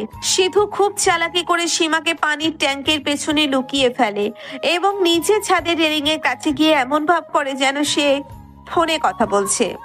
আরে হ্যাঁ ভাই, আমি তো কালকেই আসছি, তুই কোনো চিন্তা করিস না, সব ব্যবস্থা হয়ে যাবে। এই সিধু, তুই এত রাতে সাদে কি করছিস আর কার সাথে কথা বলছিস? আমি তো এখানে একটা মেয়ের গলা আওয়াজ শুনলাম। মেয়ের গলা কোথায় পেলেন রাজু ভাই? আমি তো আমার বন্ধু সাকিবের সাথে ফোনে কথা বলছি, নিচে অনেক আওয়াজ তাই ছাদে এলাম। আপনি কি স্বপ্ন দেখছেন নাকি? আমাকে বোকা বানানোর চেষ্টা করবি না সিধু, আমি স্পষ্ট শুনেছি তুই কারোর সাথে কথা বলছিলি। আর সীমা কোথায়? ও কি ওর ঘরে আছে? সীমা কোথায় সেটা আমি কিভাবে জানবো? সে তো তার ঘরেই ঘুমিয়ে আছে, আপনি চাইলে গিয়ে দেখতে পারেন। আর আপনি এত রাতে ছাদে কি করছেন? রাজু সন্দেহ নিয়ে পুরো ছাদ একবার ঘুরে দেখে, কিন্তু পানির ট্যাঙ্কের পেছনে অন্ধকার থাকায় সীমাকে সে দেখতে পায় না। রাজু গজগজ করতে করতে নিচে নেমে যায়। সে যাওয়ার পর সীমা হাঁপাতে হাঁপাতে বেরিয়ে আসে। আজ তো একদম ধরা পড়ে যাচ্ছিলাম, তুই আমাকে বাঁচিয়ে দিলি। চল তাড়াতাড়ি নিচে চল, আর এক মুহূর্ত এখানে থাকা ঠিক হবে না। দেখলে তো আমি কেমন সহজে সব সামলে নিলাম, তুমি শুধু শুধু ভয় পাও। আচ্ছা যাও, সাবধানে নিজের ঘরে গিয়ে ঘুমাও, কাল অনেক বড় দিন। সীমা দ্রুত ছাদ থেকে নেমে নিজের ঘরে চলে যায়। পরের দিন সকালে পুরো বাড়িতে সাজো সাজো রব। আজ রূপা আর কামালের বিয়ে। ঢাকা শহরের সবচেয়ে বড় কমিউনিটি সেন্টারে বিয়ের আয়োজন করা হয়েছে। দুই পরিবারের সবাই খুব ব্যস্ত। এই কুদ্দুস, গাড়িগুলো সব ঠিকমতো সাজানো হয়েছে তো? বরযাত্রী তো একটু পরে রওনা দেবে, কোনো যেন কৃতি না থাকে। স্যার, আপনি কোনো চিন্তা কইরেন না। আমি সব গাড়ি এমনভাবে সাজাইছি যে দেইখা মনে হইব রাজার গাড়ি যাইতাছে। আরে বিআই সাহেব, আপনি এত টেনশন করবেন না, আমি তো আসি, সব সুন্দর করে হয়ে যাবে। চলেন আমরা একটু রেডি হয়ে নিই। সবাই রেডি হওয়ার জন্য যে যার ঘরে চলে যায়। সিধু আজ একটা কালো রঙের শেরওয়ানি পরেছে, তাকে দেখতে একদম রাজপুত্রের কম লাগছে না। সে ড্রয়িং রুমে এসে দাঁড়ায়, তখন সীমাও রেডি হয়ে নিচে নেমে সীমার পরনে একটা লাল রঙের ভারী লেহেঙ্গার গা ভর্তি গয়না। সীমাকে দেখে সিধুর চোখ আটকে যায়। সে অপলক দৃষ্টিতে সীমার দিকে তাকিয়ে থাকে। কি রে সিধু, তুই আবার হাঁ করে তাকিয়ে আছিস? তোর চোখ তো দেখছি সীমার উপর থেকে সরছেই না। তুই ওকে কিছু বলিস না মিলা, ও তো একটা গাধা। ওর কাজই হলো সারাদিন এমন হা করে থাকা। আমি তো ভাবছি এই বয়স্কা মহিলা আজ এত সেজেছে কেন? তাকে তো এমনিতে ভূত পেতনির মতোই মানায়, আজ আবার লাল পেতনি সেজেছে। তুই আমাকে পেতনি বললি? দাঁড়া, আজ তোর একদিন কি আমার একদিন, আমি তোর শেরওয়ানি ছিঁড়ে ফেলবো। সীমার আগে সিধুর দিকে তেড়ে যায়। সিধু হাসতে হাসতে ড্রয়িং রুমের এক কোনায় চলে যায়। তাদের এই খুনসুটি দূর থেকে তানিয়া লক্ষ্য করে। তানিয়ার মেজাজ খুব খারাপ হয়। সে সিধুর কাছে আসে। সিধু, তুমি সীমার সাথে সারাক্ষণ এত ঝগড়া করো কেন? ও তো তোমার আপুর ননদ, ওকে একটু সম্মান দিয়ে কথা বলতে পারো না? আরে তানিয়া, তুমি বুঝবে না, ওর সাথে ঝগড়া না করলে আমার পেটের ভাত হজম হয় না। আর ও তো বয়সে বড়, তাই একটু রাগাই আর কি। তুমি ওকে বাদ দাও। দেখো তো আমাকে কেমন লাগছে। আজ আমি কিন্তু তোমার পছন্দের নীল রঙের শাড়ি পরেছি। নীল রঙের শাড়ি পরলেই তো আর নীলপরি হয়ে যাওয়া যায় না। মুখটা তো সেই প্যাঁচার মতোই আছে। তুমি আমাকে পেঁচা বললে? সীমা, তোমার সাহস তো কম না। আমি সিধুর গেস্ট হয়ে এসেছি আর তুমি আমাকে অপমান করছো। আরে তোমরা দুজন আবার শুরু করলে কেন? তানিয়া, তুমি শান্ত হও। সীমা এমনি মজা করছিল। চলো আমরা কমিউনিটি সেন্টারের দিকে রওনা দেই। সবাই মিলে কমিউনিটি সেন্টারের দিকে রওনা হয়। বিয়ের আসর খুব সুন্দর করে সাজানো হয়েছে। হাজার হাজার আলো আর ফুলের গন্ধে চারিদিক মোহময় হয়ে আছে। কামালকে নিয়ে বরযাত্রী এসে পৌঁছায়। রূপাকেও স্টেজে এনে বসানো হয়। কি সুন্দর মানিয়েছে দুজনকে, একদম রাজজয়েট। আমাদের সময় তো এমন সুন্দর করে স্টেজ সাজানোর কোনো ব্যবস্থাই ছিল না। তুমি শুধু স্ট্যাটাস দেখছো কেন? আমাদের ছেলে মেয়েদেরও দেখো কেমন সুন্দর লাগছে। আমি তো বলি এই বিয়ে মিটে গেলে আমাদের শুধুর জন্য একটা ভালো মেয়ে দেখে বিয়ে দিয়ে দেব। দাদির কথা শুনে সীমার বুকের ভেতরটা ছ্যাদ করে ওঠে। সে আর চোখে সিধুর দিকে তাকায়। সিধু একটু মুচকে হাসে। ফুপু আর ফুপা স্টেজের কাছে আসেন। ও ঝালমা, তুমি বরপক্ষকে এখনো শরবত দাওনি কেন? বিয়ের আসরে এসে কি তারা শুকনো মুখে বসে থাকবে? তোমাদের তো কোনো আক্কেলই নেই। আপা, আপনি একটু শান্ত হন। আমি তো সব ব্যবস্থা করেই রেখেছি। এই কুদ্দুস, শরবতের গ্লাসগুলো নিয়ে আয় তাড়াতাড়ি। তুমি সবসময় সবার ভুল ধরো। দেখছো না এত বড় আয়োজন, একটু এদিক ওদিক তো হতেই পারে। তুমি শুধু শুধু রাগ করছো। তুমি চুপ করো। তুমি তো শুধু ওদের পক্ষ নিয়েই কথা বলবে। আমার কথা তো তোমার কাছে তিতা লাগে। ফুপু রেগে গিয়ে অন্যদিকে চলে যান। বিয়ের কাজিয়া শুরু হয়। কাজী সাহেব সব নিয়ম কানুন মেনে রূপা আর কামালের বিয়ে পড়ান। সবাই খুব আনন্দে মেতে ওঠে। খাওয়া দাওয়ার পর্ব শুরু হয়। বিশাল খাবারের আয়োজন। আমি তো অনেক দিন পর এমন খাসির মাংস দিয়ে বিরিয়ানি খাচ্ছি, একদম মন ভরে গেল। তুমি কি বলো বউ? তুমি শুধু খাওয়ার দিকেই নজর দাও, তোমার শাড়ির দিকে কোনো খেয়াল নেই। আমার শাড়িতে যে একটু ঝোল পড়ে গেল, সেটা কি তুমি দেখেছো? আরে ঝোল পড়েছে তো কি হয়েছে, পানি দিয়ে ধুয়ে ফেললেই হবে। তুমি এত রাগ করছো কেন? এখন শান্তিতে খেতে দাও তো। সবাই যখন খাবার নিয়ে ব্যস্ত, সিধু তখন সীমার কাছে আসে। সীমার হাতে একটা কোল্ড ড্রিঙ্কসের গ্লাস। কি বয়স্কা মহিলা, বিয়ে তো শেষ, এবার তোমার ভাইয়ের সাথে আমার বোনের বিদায় হবে। তুমি কি কাঁদবে নাকি? আমি কেন কাঁদবো? আমার ভাই তো আর দূরে কোথাও যাচ্ছে না, আর আমি তো এখন থেকে এই বাড়িতেই থাকবো, তাই না? এই বাড়িতে তো তুমি থাকবে, কিন্তু সাবধানে থাকতে হবে, কারণ দাদি তো আমার জন্য মেয়ে দেখা শুরু করার প্ল্যান করছে। দাদি, মেয়ে দেখলে তো আর হবে না। তুই যদি অন্য কোনো মেয়ের দিকে তাকাস আমি তোর চোখ দুটো উপড়ে ফেলবো। আরে বাবা, আমি অন্য মেয়ের দিকে কেন তাকাবো? আমার ঘরে যে এত সুন্দর একটা বয়স্কা বউ আছে, তাকে রেখে আমি কোথায় যাব? সিধু সীমার কানের কাছে মুখ দিয়ে কথাগুলো বলে সীমার সারা শরীরে একটা কাঁপুনি দিয়ে ওঠে। সে সিধুকে হালকা ধাক্কা দিয়ে সরিয়ে দেয়। ঠিক তখন সেখানে রাজু আর মর্জিনা আসে। রাজু দূর থেকে ওদের কথা শোনার চেষ্টা করছিল, কিন্তু শব্দের কারণে কিছু শুনতে পায়নি। মর্জিনা, তুই কি শুনতে পেলি ওরা কি নিয়ে কথা বলছিল? আমি তো শুধু দেখলাম সিধু আর সীমার কানের কাছে মুখ নিয়ে ফিসফিস করছে। না ভাইজান, এত চিল্লাচিল্লির মধ্যে আমি কিছুই শুনবার পারি নাই। তাই আমার মনে হইতাছে ওরা বিয়ার ব্যাপারে কিছু একটা কইতাছিল। বিয়ের ব্যাপারে? তার মানে ওরা কোনো প্ল্যান করছে। আমাকে যে কোনো ভাবেই হোক আসল রূপটা সবার সামনে আনতে হবে। বিয়ের সব আনুষ্ঠানিকতা শেষ হওয়ার পর সবাই বাড়ি ফিরে আসে। বাড়িটা এখন একটু ফাঁকা ফাঁকা লাগছে। রূপা কামালের সাথে তাদের ঘরে চলে গেছে। বাড়ির বড়রা ড্রয়িং রুমে বসে চা খাচ্ছে আর আজকের অনুষ্ঠান নিয়ে আলোচনা করছে।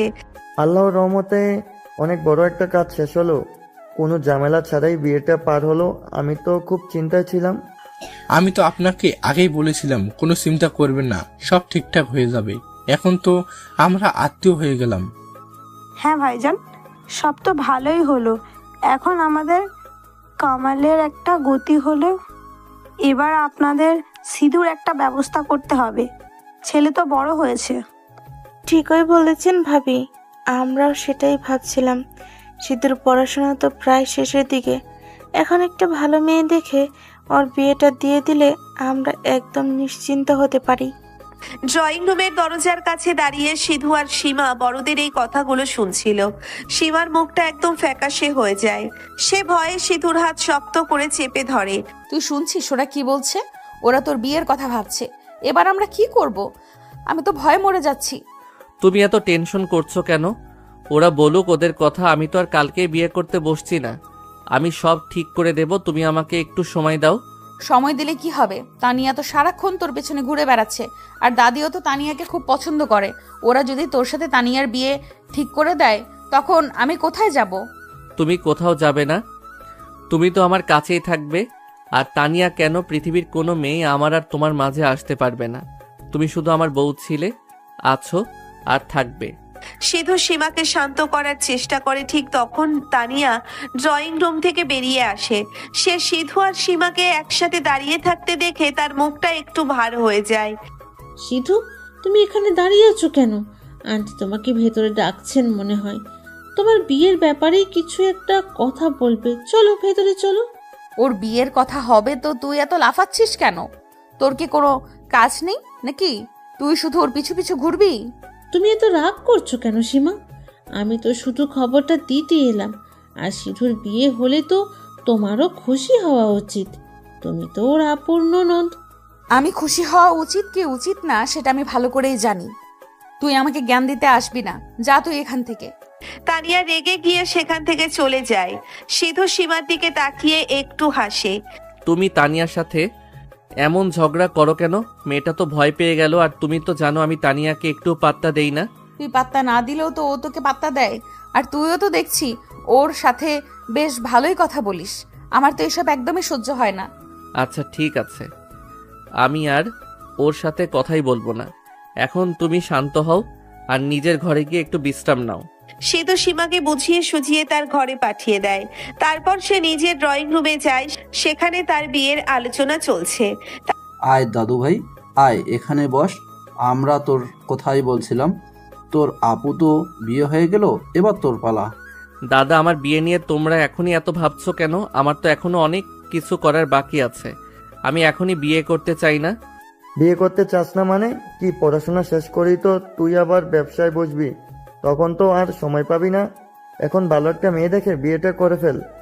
ঠিক বলেছেন বিআই সাহেব। আর মেয়ে খোঁজার কি দরকার? আমাদের তানিয়া তো আছেই। মেয়েটা খুব লক্ষ্মী আর সিধুকে খুব পছন্দও করে। তানিয়ার নাম শুনে সিধুর মাথার ভেতরটা যেন চক্কর দিয়ে ওঠে। সে বুঝতে পারে পরিস্থিতি আস্তে আস্তে হাতের বাইরে চলে যেতে চাচ্ছে। তাকে এখন খুব সাবধানে পা ফেলতে হবে। আঙ্কেল, তানিয়া তো খুব ভালো মেয়ে। কিন্তু আমি তো ওকে শুধু বন্ধু হিসেবেই দেখি। ওর সাথে বিয়ের কথা তো আমি স্বপ্নেও ভাবতে পারি না। বন্ধু থেকে স্বামী স্ত্রী হতে সময় লাগে না বাবা। তানিয়া আমাদের খুব পরিচিত মেয়ে, আমাদের পরিবারের সাথে ওর খুব ভালো মানিয়ে যাবে। মা, তোমরা আমাকে একটু সময় দাও। আমি এসব নিয়ে এখন একদম ভাবতে পারছি না। আমি খুব ক্লান্ত। আমি আমার ঘরে যাচ্ছি।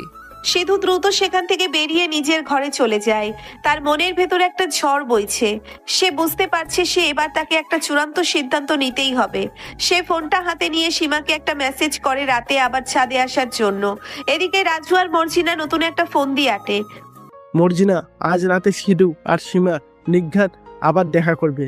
আজ ওদের ধরতেই হবে। তুই ছাদে যাওয়ার আগে আস্তার দিকে নজর রাখবি। ওরা গেলেই আমাকে খবর দিবি। হ ভাইজান, আপনি কোনো চিন্তা কইরেন না। আমি একদম শকুনে চোখ দিয়া নজর রাখুম। আজ রাইতে ওদের সব গোপন কথা ফাঁস হইয়া যাইব। রাত গভীর হয়, বাড়ির সবাই ঘুমিয়ে পড়ে। সিধু ছাদের দিকে যায়। একটু পর সীমাও সাবধানে নিজের ঘর থেকে বের হয়, কিন্তু তারা কেউ জানে না যে মর্জিনা সিঁড়ির নিচে অন্ধকারে লুকিয়ে তাদের লক্ষ্য করছে। সীমা ছাদে পৌঁছালো। মর্জিনা দৌড়ে গিয়ে রাজুকে খবর দেয়। রাজু একটা টর্চ লাইট নিয়ে ছাদের দিকে এগোয়। আজ রাতে হয়তো সিধু আর সীমার গোপন বিয়ের কথা সবার সামনে প্রকাশ পেয়ে যাবে। এই আশঙ্কায় গল্পের উত্তেজনা চরম পর্যায়ে পৌঁছয়। রাতের অন্ধকারে রাজু আর মর্জিনা যখন ছাদের দরজার কাছে পৌঁছয়, ঠিক তখনই একটা বিড়াল হঠাৎ করে কোথা থেকে যেন লাফ দিয়ে মর্জিনার গায়ের উপর পড়ে। মর্জিনা ভয়ে বিকট একটা চিৎকার করে ওঠে। মর্জিনার চিৎকারে রাজু চমকে পিছিয়ে যায়। সেই শব্দ শুনে সিধু আর সীমা সতর্ক হয়ে যায়। সিধু দ্রুত সীমাকে ছাদের অন্য দিকের একটা পুরনো সিঁড়ি দিয়ে নিচে পাঠিয়ে দেয়। রাজু টর্চ লাইট জেলে ছাদে এসে কাউকে দেখতে না পেয়ে রাগে গজগজ করতে থাকে। মর্জিনা ভয়ে কাঁপতে কাঁপতে নিচে নেমে যায়। পরের দিন সকালে বাড়িতে একটা থমথমে কিন্তু ব্যস্ত পরিবেশ। রূপা আর কামালের বৌভাতের আয়োজন চলছে। সবাই ড্রয়িং রুমে বসে চা খাচ্ছে। এমন সময় জালাল সাহেব একটা বড় ঘোষণা দেন, যা শুনে পুরো বাড়ির পরিবেশ এক মুহূর্তেই বদলে যায়। রহমান সাহেব, কামালের তো বিয়ে হয়ে গেল। আমাদের একটা বড় দায়িত্ব শেষ হলো। এবার আমি ভাবছি সীমারও একটা ব্যবস্থা করে ফেলি। আমার এক পুরনো বন্ধুর ছেলে আমেরিকা থেকে ফিরেছে। ছেলে খুব প্রতিষ্ঠিত বড় ডাক্তার। আমি গতকালই আমার বন্ধুর সাথে কথা বলেছি। তার আজ বিকালে সীমাকে দেখতে আসতে চায়। জালাল সাহেবের কথা শুনে সীমার হাত থেকে চায়ের কাপটা সশব্দে মেঝেতে পড়ে ভেঙে যায়। চা ছিটকে সীমার শাড়িতে লাগে, কিন্তু সেদিকে তার কোনো খেয়াল নেই। সে পাথর হয়ে দাঁড়িয়ে থাকে। তার চোখ মুখ মুহূর্তের মধ্যে ফ্যাকাশে হয়ে যায়। সিধু ড্রয়িং রুমের দরজার কাছে দাঁড়িয়েছিল। কথাগুলো শুনে তার বুকের ভেতরটা যেন কেউ হাতুড়ি দিয়ে পিটিয়ে গুঁড়ো করে দেয়। ও মা, তুই এমন বোকার মতো কাপড়টা ফেলে দিলি কেন? তোর কি কোনো হুঁশ নেই? আর এত ঘাবড়ে যাবার কি আছে? তোর বাবা তো ঠিকই বলেছে, এমন সোনার টুকরো ছেলে হাতছাড়া করা বোকামি। আমরা আজকেই ওদের কথা দিয়ে দেব। মা, আমি এখন বিয়ে করব না। আমার পড়াশোনা এখনো শেষ হয়নি, আর আমি এত তাড়াতাড়ি এসব নিয়ে ভাবতে চাই না। তোমরা ওদের আসতে মানা করে দাও। পড়াশোনা বিয়ের পরেও করা যায়। ছেলে তো আর তোকে পড়াশোনা করতে মানা করছে না। আর আমরা তোর বাবা মা, তোর ভালো মন্দ আমরা তোর চেয়ে অনেক ভালো বুঝি। তুই কোনো কথা বলবি না, চুপচাপ বিকেলে সেজেগুজে তৈরি থাকবি। বাবা প্লিজ, আমার কথাটা একটু বোঝার চেষ্টা করো। আমি এই বিয়ে করতে পারবো না। আমার পক্ষে অন্য কাউকে জীবনসঙ্গী হিসেবে মেনে নেওয়া সম্ভব না। তুই এত জেদ করছিস কেন? অন্য কাউকে মেনে নিতে পারবি না মানে? তোর কি অন্য কোথাও কোনো সম্পর্ক আছে নাকি? বড়দের মুখের উপর কথা বলছিস? তোর এত সাহস কোথা থেকে হলো? যা নিজের ঘরে গিয়ে তৈরি হ। ফিরোজা রেগে গিয়ে সীমাকে ধমক দেয়। সীমা আর কিছু বলতে না পেরে দুহাতে মুখ ঢেকে কাঁদতে কাঁদতে নিজের ঘরে ছুটে যায়। সিধু দূর থেকে সীমার এই কান্না দেখে কিন্তু সবার সামনে সে কিছু করতে পারে না। তার দুই হাত রাগে আর কষ্টে মুষ্টিবদ্ধ হয়ে যায়। তানিয়া সোফায় বসে এই দৃশ্য দেখে মনে মনে খুব খুশি হয়। আন্টি, আপনারা একদম ঠিক সিদ্ধান্ত নিয়েছেন। সীমার তো এখন বিয়ের বয়স হয়েছে। ভালো ছেলে পেলে বিয়ে তো দিয়ে দেওয়াই উচিত। আর সীমা চলে গেলে সিধুরও একটা গতি হবে। ও তো সারাদিন সীমার পিছনেই ঘুরঘুর করতো। হ্যাঁ মা, তানিয়া সীমার বিয়েটা হয়ে গেলে আমরা সবাই একটু নিশ্চিত হতে পারি মেয়ে মানুষ বেশি বয়স পর্যন্ত অবিবাহিত রাখা ঠিক না। তানিশার কথা শুনে সিধুর মনে হয় যেন তার মাথায় কেউ আগুন ধরিয়ে দিয়েছে। সে কোনো কথা না বলে গটগট করে সেখান থেকে বেরিয়ে যায়, সোজা নিজের ঘরে চলে যায়। এদিকে সীমার ঘরে কান্নার রোল পড়ে গেছে। সীমা বিছানায় মুখ বুজে অঝরে কাঁদছে। এমন সময় দরজা ঠেলে সিধু ঘরে ঢোকে। সে দ্রুত দরজাটা ভেতর থেকে বন্ধ করে দেয়। সীমা, তুমি এভাবে কাঁদছো কেন? আমি তো এখনো মরে যাইনি, তুমি এত ভেঙে পড়ছো কেন? তুই আমাকে বাঁচা সিধু, ওরা আমাকে জোর করে বিয়ে দিয়ে দিবে, আমি মরে যাব, তবু ওই লোককে বিয়ে করব না।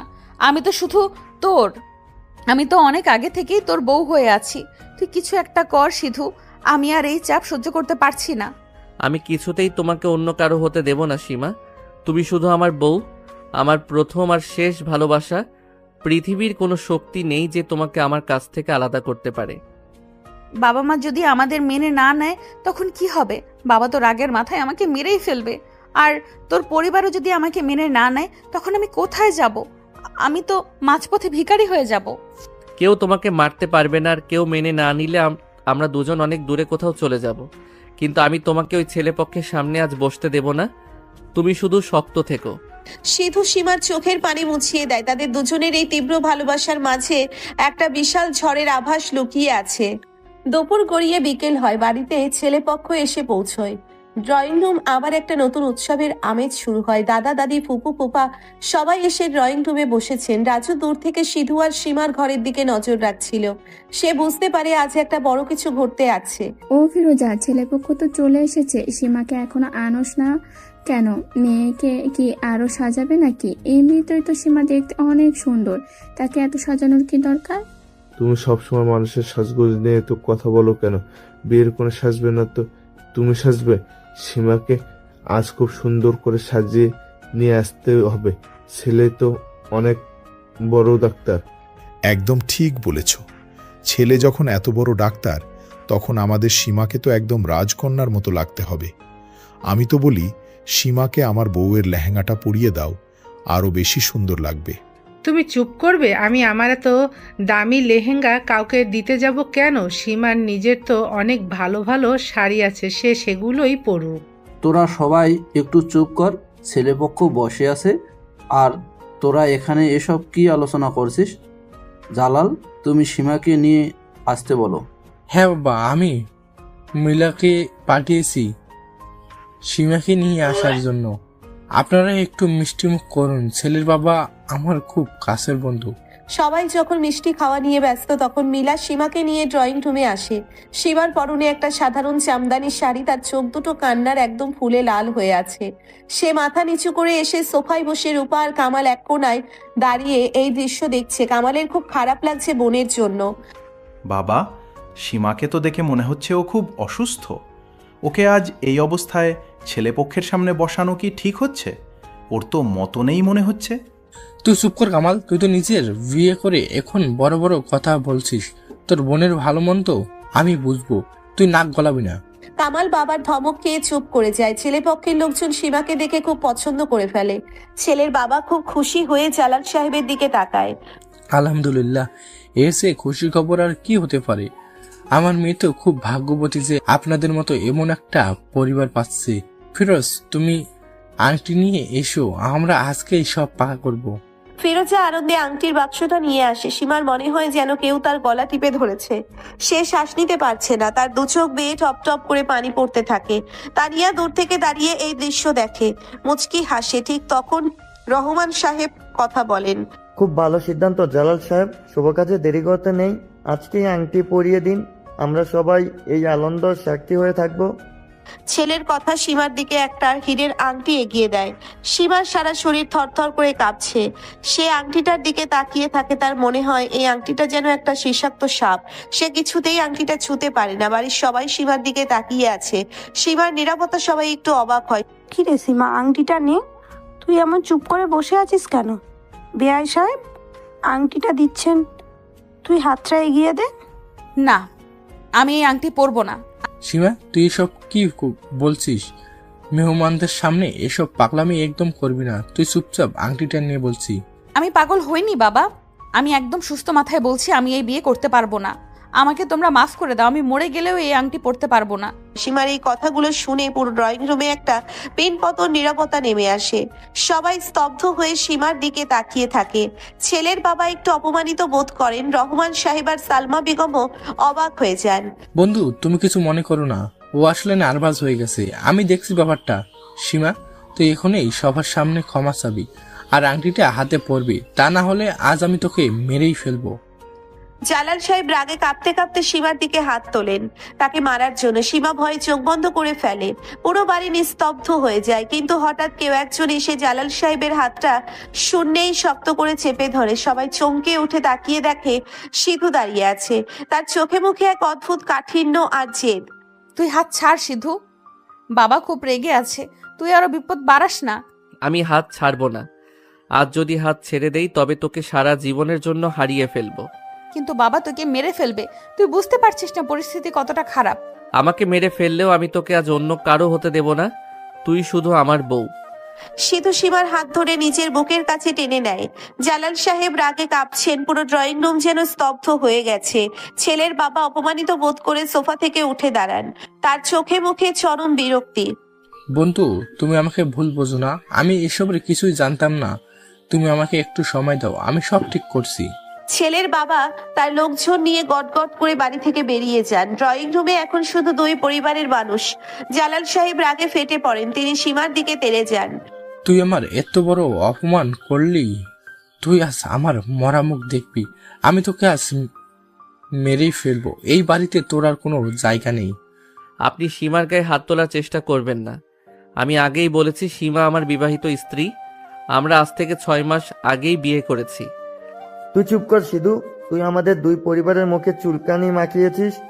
তোর এত বড় সাহস, তুই লুকিয়ে বিয়ে করেছিস, আবার এমন বড় গলায় কথা বলছিস। সিধু বাবা, তুই এসব কি বলছিস? তোর মাথা ঠিক আছে তো? তুই তোর বোনের ননদকে বিয়ে করেছিস, এটা সমাজ কিভাবে মেনে নেবে? ও মা, আমি এখন কোথায় যাব? আমার মেয়ে এমন কাজ কিভাবে করলো? আমরা তো লজ্জায় আর মুখ দেখাতে পারবো না। আমার তো মরে যেতে ইচ্ছা করছে। মা, তুমি এমন করে বলো না, আমি সিধুকে ভালোবাসি। আমরা কোনো পাপ করিনি, আমরা তো বিয়ে করেছি। আমি তো আগেই বলছিলাম ওদের দুজনের মধ্যে কিছু একটা চলছে। আপনারা কেউ আমার কথা বিশ্বাস করেননি, এখন তো দেখলেন আমার কথাই সত্যি হলো। হ রাজু ভাইজান, আপনি একদম ঠিক কথা কইছিলেন। আমি তো ছাদের উপরেও তাগো একসাথে দেখছি, তখন তো কেউ আমার কথাও কানে নেয় নাই। এই মজিরা, তুই চুপ কর। তোর এত বড় সাহস, তুই আগে থেকে সব জানতি আর আমাদের বলিসনি? তোকে তো আজই বাড়ি থেকে বের করে দেবো। ও সালমা, তুমি এমন ছেলে মানুষ করেছো যে এখন সে আমাদের মান সম্মান সব ধুলোয় মিশিয়ে দিল। তুমি সবসময় সালমার দোষ ধরো কেন? ছেলে বড় হয়েছে, সে তার নিজের জীবনের সিদ্ধান্ত নিয়েছে, এতে সালমার কি দোষ? তুমি একটু শান্ত হও। একদম ঠিক কথা বলেছ। ছেলে মেয়ে ভালোবেসে বিয়ে করেছে, এতে এত রাগারাগি করার কি আছে? আমার তো মনে হয় মিষ্টি মুখ করা উচিত। তুমি চুপ করবে? সবসময় এমন ফালতু কথা বলো কেন? দুই পরিবারের এত বড় একটা ঝামেলার মধ্যে তুমি মিষ্টি খেতে চাইছো? তোমার কি কোনো আক্কেল নেই? সবাই যখন একে অপরকে দোষারোপ করতে ব্যস্ত, তানিয়া তখন অঝরে কাঁদছে। তানিয়ার স্বপ্ন ভেঙে চুরমার হয়ে গেছে। সে সিধুর দিকে একদৃষ্টিতে তাকিয়ে আছে। সিধু, তুমি আমার সাথে এমন প্রতারণা কিভাবে করলে? আমি তো তোমাকে ভালোবাসতাম, আর তুমি এই বয়স্কা সীমাকে বিয়ে করে বসে আছো। আমি তোমার সাথে কোনো প্রতারণা করিনি তানিয়া। আমি তোমাকে সবসময় বন্ধু হিসেবেই দেখেছি। আমি সীমাকে ভালোবাসি, আর সীমা আমার চেয়ে বয়সে বড় হলেও তাতে আমার কোনো সমস্যা নেই, কারণ ভালোবাসা বয়স দেখে হয় না। আমি আর এই বাড়িতে এক মুহূর্তও থাকবো না। তোমরা সবাই আমাকে ঠকিয়েছো। তানিয়া কাঁদতে কাঁদতে বাড়ি থেকে বেরিয়ে যায়। ঠিক তখন সাজিদ আর মিলা ড্রয়িং রুম থেকে তাদের হাতে একটা বড় ফাইল। সাজিদ ফাইলটা রহমান সাহেবের হাতে দেয়। হ্যাঁ আন্টি, ওরা তো আপনাদের সব জানাতেই চেয়েছিল, কিন্তু তখন রূপা আপু আর কামাল ভাইয়ের বিয়ে ঠিক হয়ে গেল। ওরা ভাবলো এখন ওদের বিয়ের কথা বললে যদি এই বিয়েটা ভেঙে যায়, তাই ওরা নিজেদের ভালোবাসার কথা লুকিয়ে রেখেছিল। বাবা, সীমার কি দোষ বলুন? ও তো আমার কথা ভেবেই চুপ ছিল। ওরা যদি নিজেদের সুখের কথা ভেবে আগেই সব বলে দিত, তাহলে তো আজ আমার আর রূপার বিয়েটাই হতো না। রূপা আর কামালের কথা শুনে জালাল সাহেব এবং রহমান সাহেব একটু শান্ত হন। তাদের রাগের জায়গাটা এখন একটা অদ্ভুত আবেগ দখল করে নেয়।